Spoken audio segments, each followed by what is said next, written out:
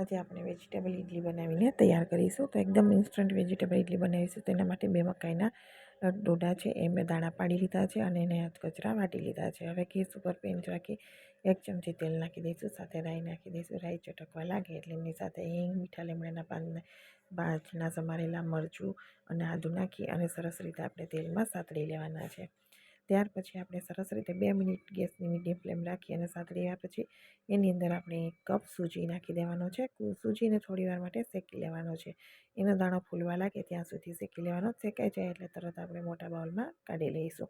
તો શાકભાજી તમારી પસંદ પ્રમાણે તમે લઈ શકો છો. મેં અહીંયા મકાઈની ઇડલી બનાવી છે એટલે 2 મકાઈના ડોડા લીધા છે અને સાથે શાકભાજી પણ લીધું છે. મોટા બાઉલમાં કાઢ્યા પછી આપણે જે મકાઈને કચરી વાટીને રાખી છે એ નાખી દઈશું અને સાથે અડધો કપ ખાટું દહીં નાખી દઈશું અને બધી વસ્તુને પહેલાં આપણે મિક્સ કરી દઈશું. ત્યાર પછી જરૂર પ્રમાણે આપણે પાણી નાખીશું. તો 1 વાટકી ભરીને હું અહીંયા પાણી નાખું છું. એને પણ આપણે મિક્સ કરી દઈશું.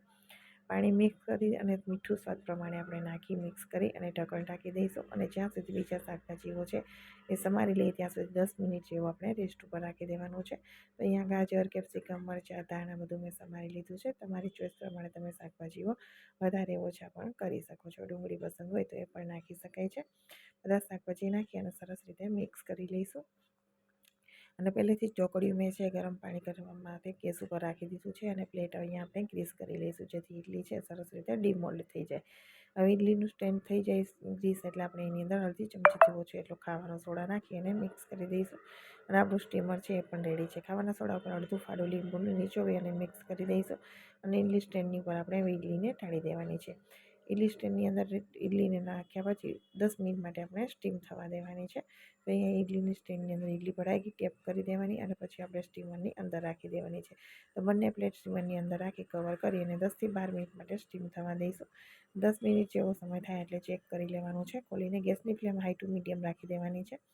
હવે અહીંયા ટૂથપીકથી કે તમે આ રીતે ચેક કરી દેવાનું એકદમ ક્લીન નીકળે છે તો આપણે ઇડલીના બંને ડીશોને બહાર ઠંડી થવા માટે રાખી દઈશું. ઠંડી થાય એટલે આપણે એને ડીમોલ્ડ કરી દઈશું.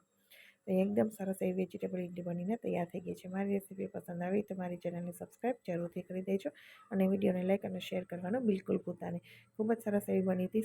ફૂલ વિડીયો યુટ્યુબ પર અવેલેબલ છે ચટણી સાથે.